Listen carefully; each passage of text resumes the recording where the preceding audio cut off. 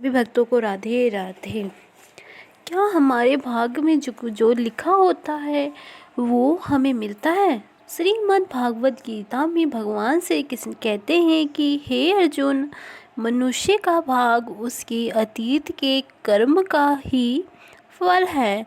उसी तरह मनुष्य आज जो कर्म कर रहा है वह उसके आने वाले कल को निर्धारित करेगा। कई लोग कहते हैं कि मेरा तो भाग्य ही खराब है, या ये शब्द अनमोल आपने सुना होगा कि ये कभी न कभी कहा भी होगा, क्योंकि अक्सर हम जब कोई कार्य करना चाहते हैं तो अचानक कोई घटना या संकट आ जाए तो हम ये कहने पर मजबूर कर देता है कि मेरी तो भाग ही खराब है। तब हम परिस्थितियों को कोसने और दुख मनाने में इतने डूब जाते हैं कि उस पल मिली अच्छी याद या खुशी के बारे में नहीं सोचना भूल जाते हैं। श्रीमद् भागवत गीता में भगवान श्री कृष्ण कहते हैं कि कोई भी मनुष्य कभी भी अपने कर्म फल से बच नहीं सकता। फिर भी हमें और हमारे अतिकरण में, हमारे मन में इस प्रकार के प्रश्न उत्पन्न होते हैं, क्या हमारे भाग्य में जो लिखा होता है हमें वही मिलता है? क्या हमारे भाग्य पहले से ही निर्धारित क्या होता है? आखिर मनुष्य का भाग्य लिखता कौन है और क्यों? हमें इस जन्म के कर्म का फल हमें अगले जन्म में भी मिल। जय श्री कृष्णा। सभी भक्तों को आप सभी का स्वागत है मेरे इस चैनल में। और आप अगर मेरे चैनल पे नए हो तो प्लीज़ मेरा चैनल सब्सक्राइब कर लें, और वीडियो पसंद आए तो वीडियो को लाइक करना ना भूलें। तो चलिए आगे बात करते हैं। उन लोगों के लिए है जो हमेशा अपने भाग्यों को कोसते रहते हैं। आपने अक्सर ये देखा होगा कि मनुष्य के साथ जब भी कोई बुरा होता है तो वह अक्सर अपने कर्म की अपेक्षा कर अपने भाग्यों को कोसते लगते हैं। वह कहते नज़र आते हैं कि मेरी तो किस्मत ही खराब है। वह भूल जाते हैं कि भाग्य का धागा उसके कर्म से जुड़ा है, जिसे वह अनदेखा कर रहे हैं। आज के इस वीडियो में मैं इस सभी प्रश्न के उत्तर आपको बहुत ही आसान भाषा में एक पौराणिक कथा के माध्यम से प्राप्त। एक बार राधा रानी के मन पटन पर भी ऐसे ही कुछ प्रश्न उत्पन्न होने लगता है, और वो भगवान श्री कृष्ण से कहती, हे प्रभु, मैंने देखा है कि कुछ स्त्री और पुरुष अपने साथी के साथ प्यार और समर्पण में जीवन व्यतीत करती हैं, और कुछ स्त्रियां और पुरुष एक दूसरे के साथ रहकर अपनी खुशी बांटते हैं, लेकिन कुछ वर्षों के बाद आपस में लड़ने और झगड़ने लगते हैं। प्रभु, मैं ये जानना चाहती हूँ कि आने वाले जन्म में उनके साथ क्या होगा? क्या वह जोड़ी पति पत्नी के रूप में फिर से मिल सकेंगे या नहीं? और साथ ही कुछ चर्चा भाग्य के बारे में भी करना चाहती हूँ कि जो कुछ भी भाग्य में नहीं होता क्या वह किसी इंसान को मिल सकता है? कृष्ण कहते हैं कि हे राधे, मैं तुम्हारे मन की बात समझ रहा हूँ। मन की दुविधा को समाप्त करने अब मैं तुम्हें एक छोटी सी पौराणिक कथा सुनाता हूँ। इस कथा को ध्यान से सुनो। इस कथा को बड़े ही मन से सुनो, क्योंकि इस कथा को सुनने से तुम्हें दो ज्ञान की बात प्राप्त होगी। पहले, भाग्य में जो नहीं लिखा होता वो कभी नहीं मिलता, और दूसरा, पति और पत्नी का संबंध जन्म जन्मांतर तक का रहता है। साथियों, ये पौराणिक कथा बहुत ही ज्ञानवृद्ध और शिक्षा प्रदाय है, इसीलिए कृपया करके इस कथा को हेडफोन लगाकर शांत मन से आखिरी तक जरूर सुनें, क्योंकि एक आधी सुनी हुई कथा से सिर्फ आधा ही ज्ञान मिलता है, और अधूरा ज्ञान हमारे जीवन में कभी भी उपयोग नहीं होता। तो चलिए हम कथा की शुरुआत करते हैं। भगवान श्री कृष्ण बताते हैं कि एक समय की बात है, एक राजकुमारी थी जिसका नाम रूपमती था, जो बहुत ही चरित्रवान थी, जिसका विवाह एक चरित्रवान राजकुमार सौरभ के साथ हुआ था। दोनों ही जीवन का आनंद, सुख और बेहू के साथ ले रहे थे। धन की कोई कमी नहीं थी, सिर्फ कमी थी तो एक संतान की, जिसको लेकर के रूपमती चिंताग्रस्त रहती थी। समय धीरे धीरे गुजरता गया।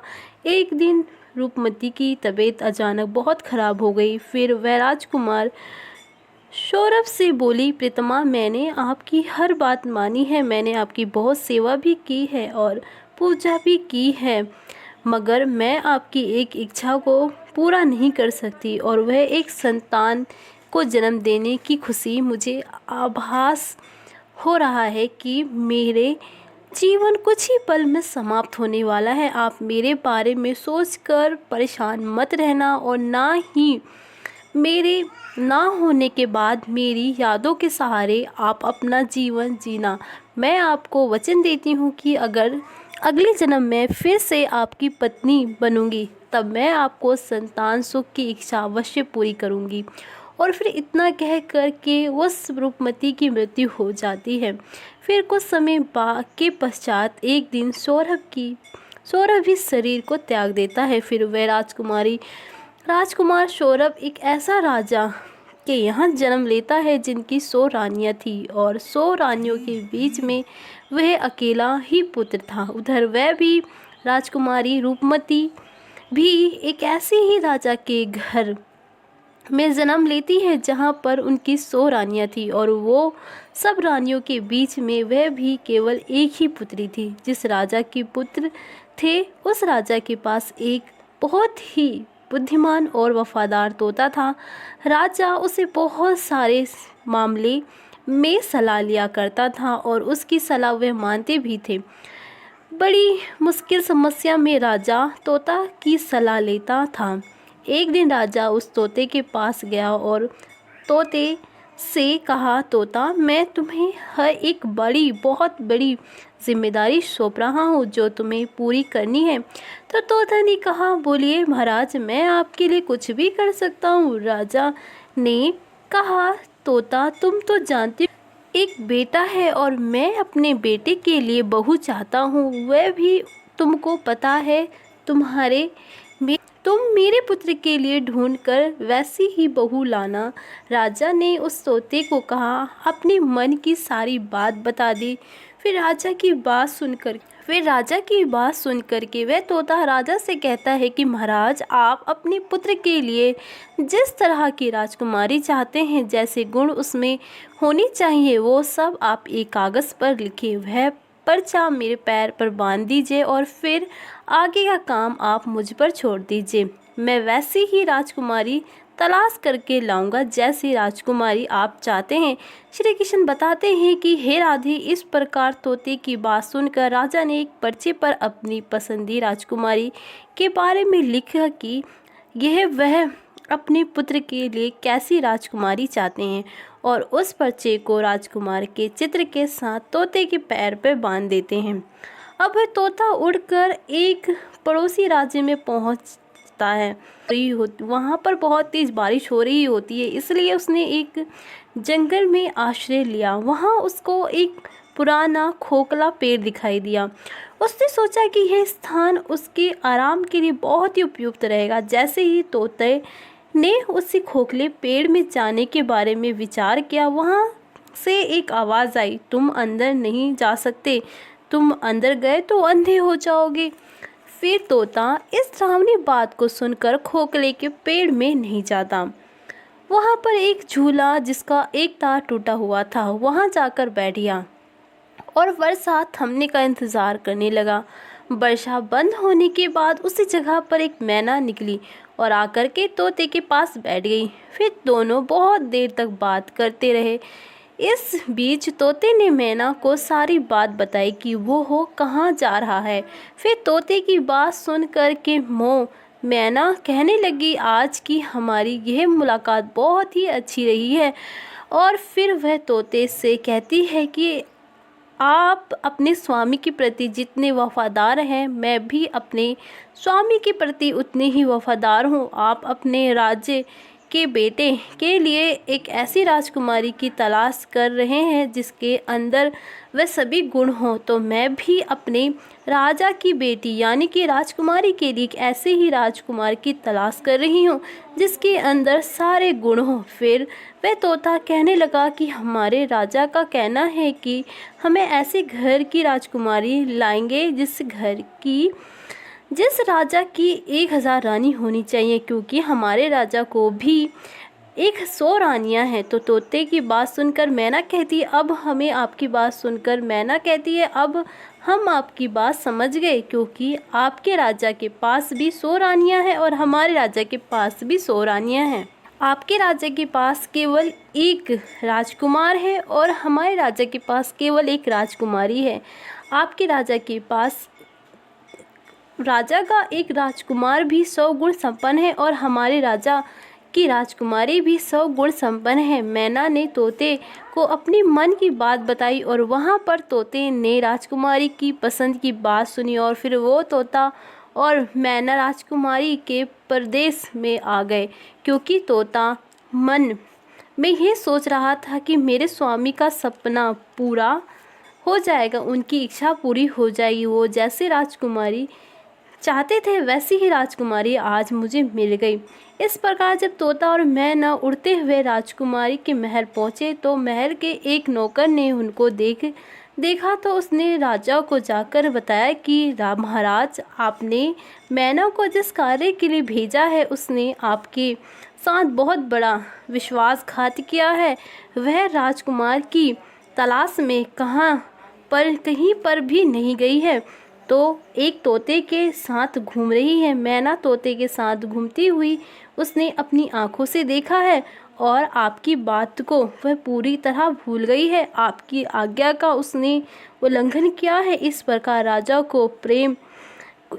राजा को क्रोध आ जाता है और वह तोता और मैना दोनों को मारने का हुक्म देते हैं। तोता और मैना को इस बात की जानकारी हो जाती है कि राजा हमें मरवाना चाहते हैं।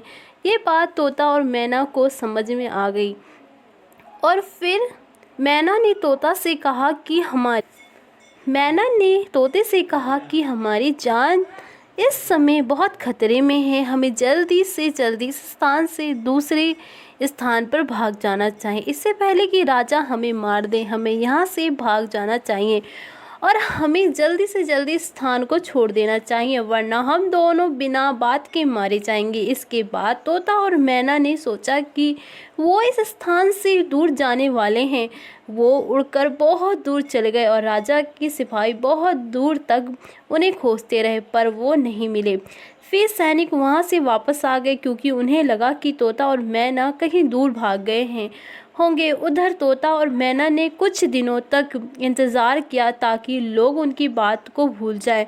फिर कुछ दिनों बाद तोता और मैना महल में वापस आते हैं और आकर के तोता राजा के दाएं घुटने पर और मैना बाएं घुटने पर बैठ जाती है। फिर तोता और मैना ने राजा से पूछा, आप हमको क्यों मारना चाहते थे? हम तो आपके वफादार हैं, आपके मतलब के नौकर हमें से जलते हैं और इसलिए उन्होंने आपसे हमारी बुराई की।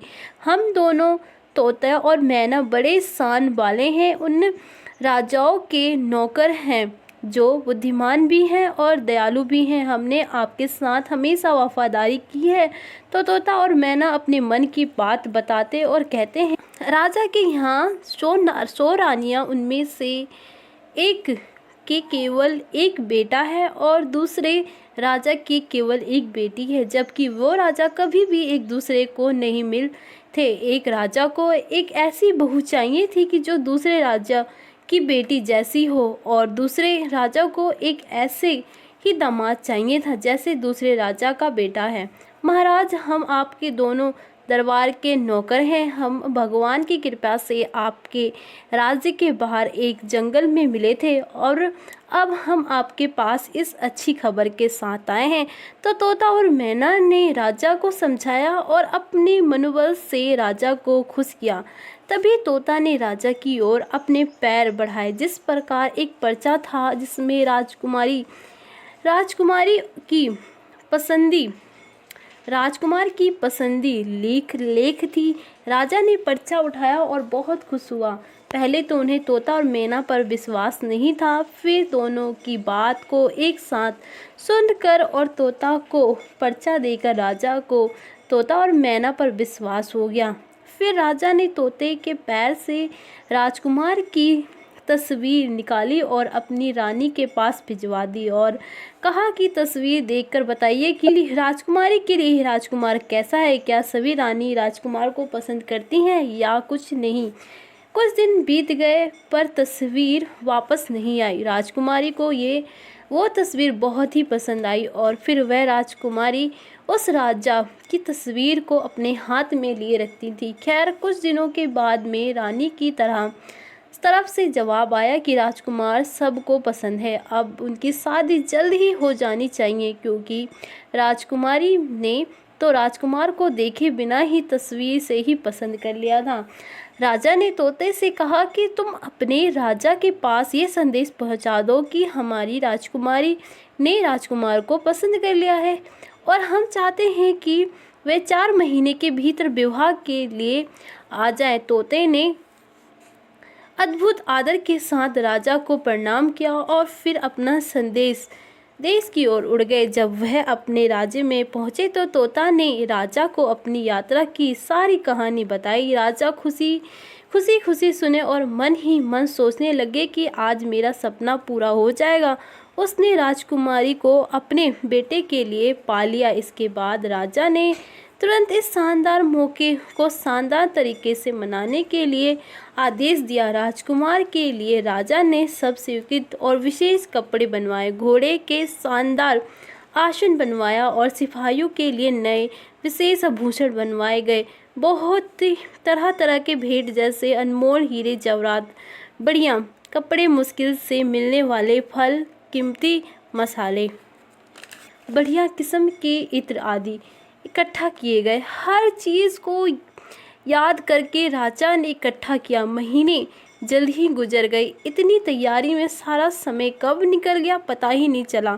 शादी के कुछ समय पहले ही राजकुमार के पिता यानी कि राजा बीमार पड़ गए और वह मर गए और परिवार वाले के लिए यह बहुत ही बड़ा धक्का था।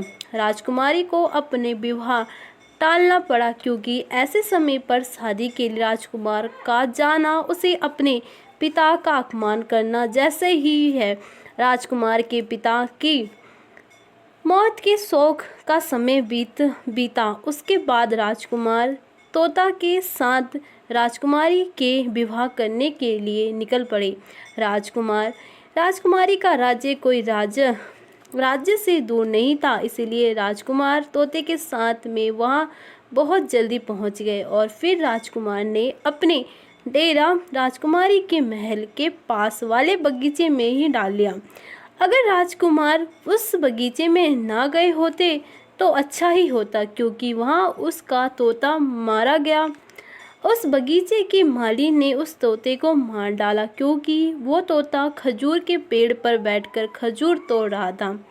ये बात माली को रास नहीं आई और उसने पत्थर फेंककर उस तोते को मार डाला। राजकुमार तोते को मरा हुआ पाकर बहुत दुखी हुआ और जैसे ही राजकुमार के पास यह मुश्किल आई, उसके कुछ देर बाद ही उसके सुनने की राजकुमारी के पिता ने अपनी बेटी का उसके साथ करने से इनकार कर दिया है, क्योंकि उसका पिता मर चुका था। कुछ समय बाद ही राजकुमारी अपनी पालकी से बाहर आ रही थी तो संयोग से वही रास्ता उसके सामने आया जिस रास्ते पर वह बगीचा था। उसने बगीचे पर नज़र डाली तो वहाँ पर राजकुमार को देखा।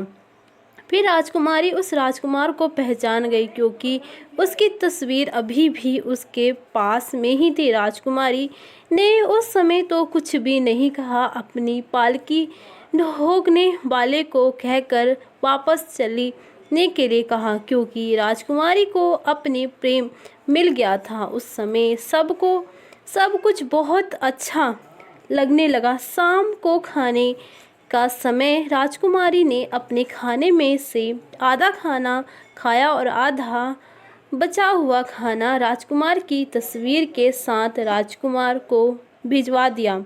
उसने अपनी नौकरानी से कहा वह राजकुमार से कहें कि वह इस खाने को खा लें और अगर वह ना खाए तो उसमें अपनी उंगली लगा दें। नौकरानी ने वैसे ही किया। राजकुमार ने खाना नहीं खाया तो नौकरानी ने उसको खाने की प्लेट में उंगली लगाने के लिए कहा। जब राजकुमारी ने प्लेट को रखे चावल में अपनी उंगली लगाई तो उसने सोचा कि राजकुमार मुझे बहुत प्यार करते हैं।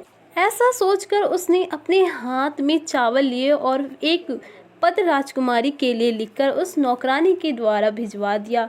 फिर जब राजकुमारी ने वह पत्र पढ़ा तो उसके मन में राजकुमार से मिलने की इच्छा उत्पन्न हुई। उसने रात को अपने घोड़ा तैयार करवाया, उस पर बगीचे की ओर चल पड़ी जहाँ पर राजकुमार ठहरे हुए थे। तभी राजकुमारी ने कहा, मैं तुम्हें बहुत प्यार करती हूँ और तुम इसलिए मैं छिप करके तुम्हारे पास आई हूँ। मेरे पिता मुझे तुझसे शादी नहीं करने देंगे। चलो अपना घोड़ा तैयार करो और मुझे अपने साथ अपने राज्य ले चलो, जहाँ हमारा कोई कुछ नहीं बिगाड़ सकता। जब राजा राजकुमार की और राजकुमारी दोनों ही घोड़े पर सवार होकर राज्य से बाहर की ओर चल दिए, चलते चलते वे एक ऐसे स्थान पर जा पहुँचे जहाँ पर उनकी जान बहुत बड़े खतरे में पड़ गई। वो जिस नगर में पहुँचे वहाँ एक जादूगरनी रहती थी। उसकी एक बेटी थी। जैसे ही उसकी बेटी ने राजकुमार को देखा तो जादूगरनी की बस उस राजकुमार के प्रेम कर बैठी और उससे विवाह करने की ठान ली। फिर वह जादूगरनी की लड़की अपने मन में विचार करने लगी, आखिरकार मेरी शादी इस राजकुमार के साथ कैसे होगी।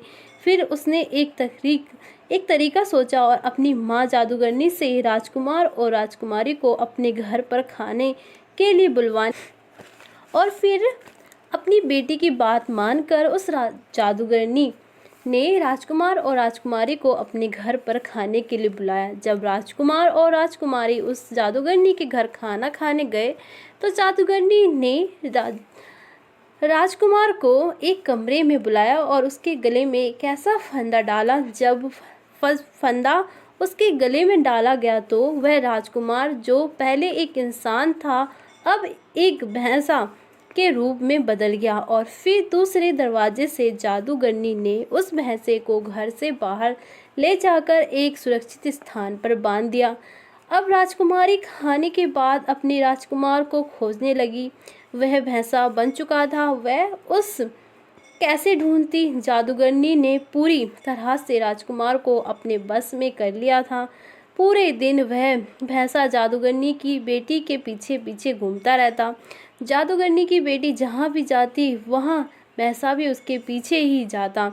जादूगरनी की बेटी रात को भैंसे के गले से वह रस्सी का फंदा निकाल देती, जिससे वह राजकुमार बन जाता और भैंसे का रूप खत्म हो जाता। और जैसे ही सुबह होती वैसे ही वो रस्सी उसके गले में फिर से डाल देती, राजकुमार के गले में डालकर उसे भैंसा बना देती और एक दिन भर उसे बाहर घुमाती रहती। इधर उधर राजकुमारी को राजकुमार से मिलने बिना कई दिन हो गए थे। राजकुमारी पागल की तरह अपने राजकुमार को ढूंढ रही थी। वह बहुत ही दुखी थी। उसको पता नहीं था कि अब क्या करे। आखिरकार राजकुमार उसे छोड़कर कहाँ चले गए। तभी राजकुमारी मन में सोचने लगी कि राजकुमार ने मुझे धोखा दे दिया। कभी सोचती कि वह मुझे धोखा नहीं दे सकते। वह मुझसे बहुत प्यार करते थे, मैं भी उनसे बहुत प्यार करती थी। कहीं ऐसा तो नहीं है कि किसी ने उसे मार दिया। उस समय बाद उस राजकुमारी ने एक आदमी का रूप धारण किया और उस नगर के राजा के पास आई और उसने अपने मन की बात कही। उधर राजा राजकुमारी की शक्ल, सूरत और बोलने के ढंग से बहुत ही प्रभावित हुए। फिर राजा ने अपने दरबार में उसे राजकुमारी को, जो अपना दरबारी में अपनी राजकुमारी को, जो आदमी के भेष में गई थी, कोतवाल के पद पर नियुक्त कर दिया। अब वह राजकुमारी कोतवाल बन गई जाती है क्योंकि कोतवाल का आना जाना बहुत सारे घरों में होता है, इसीलिए उस बहुत सारे घरों में अंदर बाहर के रहस्य मालूम होते रहते थे। इस प्रकार वह राजकुमारी कोतवाल बनकर राजा के यहाँ काम करने लगी। समय धीरे धीरे बीत गया, कई साल बीत गए क्योंकि उस कोतवाल राजकुमारी का व्यवहार जनता के प्रति बहुत ही अच्छा था। फिर एक दिन उसी नगर में एक व्यक्ति भैंसा बेचने के लिए उस राजा रूपी राजकुमारी के पास आया तो राजा रूपी राजकुमारी ने उस व्यक्ति का भैंसा खरीद लिया क्योंकि वह भैंसा बहुत ही काम का था। वह किसी भी खोई हुई चीज़ को सूंघ करके बता देता था। एक दिन अचानक वह भैंसा कहीं गुम हो गया। फिर राजा ने उसे नगर में सूचना भिजवाई कि इस नगर में जितने भी भैंसे हों सबको यहाँ पर इकट्ठा कीजिए।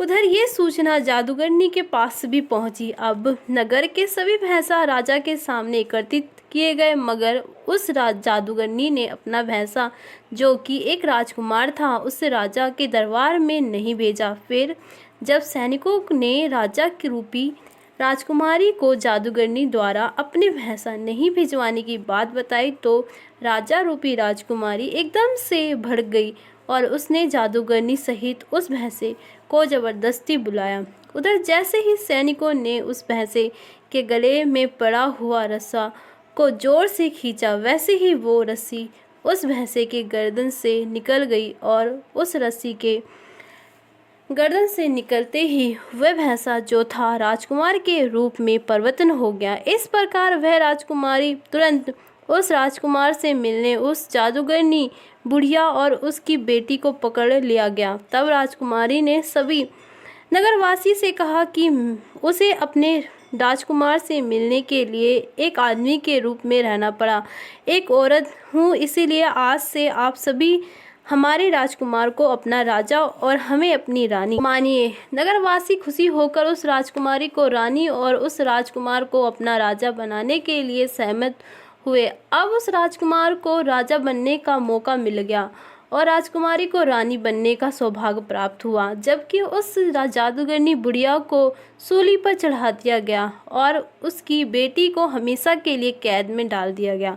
क्योंकि जादूगरनी की बेटी थी, उसने अपने पूर्व जन्म में अपने पति को झूठे दोष लगाकर एक राजा की कैद में करवाया था, इसीलिए इस जादूगरनी की बेटी को भी राजा के दंड का सामना करना पड़ा। फिर वह राजकुमारी और राजकुमार राजा और रानी बनकर एक दिन घूमने के लिए जाते हैं और जब वह जंगल से होकर गुजरते हैं तो वहाँ एक पेड़ के पास आराम करने लगते हैं और वो पेड़ वर्षों पुराना था। उस पर राजकुमार और राजकुमारी ने अपने पूर्व जन्म में एक प्रेम चिन्ह बनाया था जो पूरी तरह से सुरक्षित था।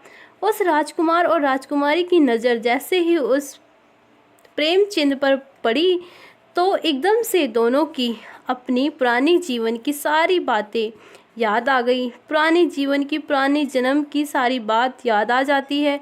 उसके जीवन में एक खुशी की लहर दौड़ती है। वह राजकुमारी कहती है कि मुझे सब समझ में आ गया, आपसे बहुत प्यार करती थी, आप भी मुझसे बहुत प्यार करते थे, मैंने आपकी बहुत सेवा की थी, केवल मेरे मन की एक इच्छा थी कि मैं आपकी खुशी के लिए एक संतान को जन्म नहीं दे सकी, इसलिए इस जन्म में मैं फिर हम दोनों मिले थे और पति पत्नी के रूप में मिले हैं, क्योंकि ये हमारा सच्चा प्यार था, इसीलिए हम दोनों एक होकर मिलकर, और मुझे पूरा यकीन है कि इस जन्म में भगवान हमारी मनोकामना जरूर सुनेंगे और आपको संतान का सुख अवश्य मिलेगा। भगवान श्री कृष्ण कहते हैं कि हे राधा, समय के चलते चलते पिछले जन्म के कर्म का फल अवश्य मिलता है और फिर वह राजकुमारी गर्भ धारण करती हैं और समय आने पर एक सुंदर संतान को जन्म देती हैं। इस प्रकार पत्नी अगले जन्म में आकर अपने पति को भी पुण्य प्राप्त करती है और पति की खुशी के लिए एक पुत्र रतन को भी जन्म देती है। भगवान श्री कृष्ण कहते हैं कि हे राधा, इस कहानी से पहला ज्ञान की बात यह प्राप्त होती है कि यदि स्त्री और पुरुष आपस में सच्चे प्रेम करते हैं और आपस में तिनक भी विषभोज नहीं होते, ऐसे पति पत्नी का रिश्ता जन्म जन्मांतर का होता है। वहीं अगर स्त्री पुरुष को धोखा देती है तो उसे भी धोखा मिलता है, और यदि पुरुष स्त्री को धोखा देते हैं तो पुरुष को भी धोखा मिलता है। पति पत्नी का रिश्ता अटूट विश्वास का होता है, इसलिए एक के साथ दूसरे के साथ विश्वास इसलिए एक दूसरे के साथ विश्वास बनाए रखना चाहिए और जो स्त्री पुरुष विश्वास की डोर मजबूत रखते हैं वह हर जन्म में पति पत्नी के रूप में मिलते हैं। ठीक उसी तरह जिससे एक समय पर राजकुमारी रूपमती को अपने अगले जन्म में वही राजकुमार सौरभ पति के रूप में फिर से प्राप्त हुए और जो उनकी इच्छा थी संतान प्राप्ति की उसे अगले जन्म में संतान का सुख भी प्राप्त हुआ। भगवान श्री कृष्ण कहते हैं कि हे राधे, इस कहानी से जीवन का दूसरा ज्ञान भी प्राप्त होता है कि जो कुछ भी किसी के भाग्य में नहीं होता वो कभी नहीं मिल सकता, क्योंकि जादूगरनी की बेटी का चरित्र सही नहीं था। अपनी जादुई शक्ति का सहारा लेके राजकुमार को प्राप्त करना चाहती थी, जो कि राजकुमार उसके भाग्य में नहीं थे, इसलिए वह उस राजकुमार को प्राप्त नहीं कर सकी, क्योंकि जो भाग्य में नहीं होता वो कभी नहीं मिल सकता। राजकुमार केवल उस राजकुमारी के भाग्य में थे, इसीलिए इतने सारी कठिनाई के बावजूद भी राजकुमारी को उसके पूर्व जन्म का पति राजकुमार के रूप में प्राप्त हुआ। अब भगवान श्री कृष्ण कहते हैं कि जो कुछ भी हमारे भाग्य में नहीं होता वो चाहकर भी हम कितनी भी प्रयास कर लें वह हमारे पास नहीं आता। इसीलिए कभी भी गलत रास्ते पर जाने की वजह सही मार्ग पर चलने की कोशिश करनी चाहिए, अन्यथा हमें गलत परिणाम भोगना पड़ सकता है। जैसे कि उस जादूगरनी की बेटी को राजा ने हमेशा के लिए कैद में डाल दिया था और सारा जीवन कारागार में गुजारा गया। साथियों, अब यह प्रश्न उठता है कि भाग्य में जो लिखा है वही मिलेगा, तो फिर हमें मेहनत क्यों करें, कर्म क्यों करें? क्या यह भाव ठीक है? श्रीमद् भागवत गीता में भगवान श्री कृष्ण कहते हैं कि हे अर्जुन, ना तो मैं किसी के भाग्य का निर्माण करता हूँ और ना ही किसी के कर्म फल का निर्माण करता हूँ। मनुष्य अपने द्वारा किए गए कर्म का ही परिणाम भोगता है और उसी से उसका भाग्य भी निर्माण होता है। अर्थात भाग्य और कुछ नहीं, हमारे पूर्व में किए गए कर्म का ही फल है जो इस जन्म में हमें भोगने के लिए मिलता है। मनुष्य जीवन, पुरुष या स्त्री, माता पिता, सुख सुविधा के साधन आदि जो भी मिलते हैं वह सब भाग्य के कारण ही मिलता है। यही जानना ठीक नहीं है कि जीवन में आगे जो भी मिलेगा सब भाग्य से ही मिलेगा। फिर तो कर्म करना या ना करें, जो होना है वो होकर ही रहेगा। यह तब ठीक है जब व्यक्ति में परमात्मा के प्रति पूर्ण समर्पण भाव आ जाए, नहीं तो यह सोचकर आलस को बढ़ावा देता है। भाग्य को ऐसे समझना चाहिए कि जो हमें मिल चुका है, धन दौलत या प्रतिष्ठा, घर परिवार आदि सब भाग्य से मिला है, लेकिन आगे जो मिलना है वह हमारे कर्म से मिलेगा। भगवान को भाग्य से जोड़कर ज़्यादा लोग आलसी हो जाते हैं। अपना भाग्य हमें अपने कर्म से बनता है। आज का कर्म ही हमारे कल का भाग बन जाता है। बिना कर्म के भाग नहीं बनाया जा सकता। आज जो भी भाग में मिला है वो भी पिछले कर्म के आधार से बनता है।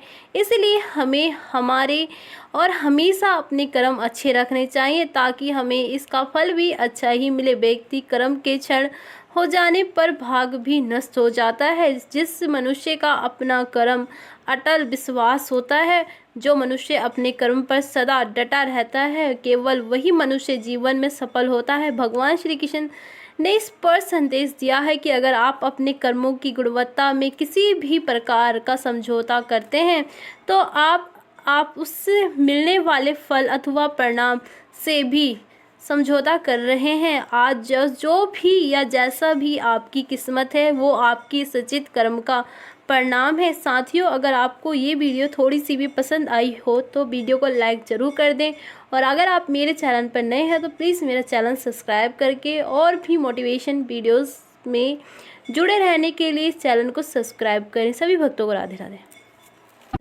को राधे राधे।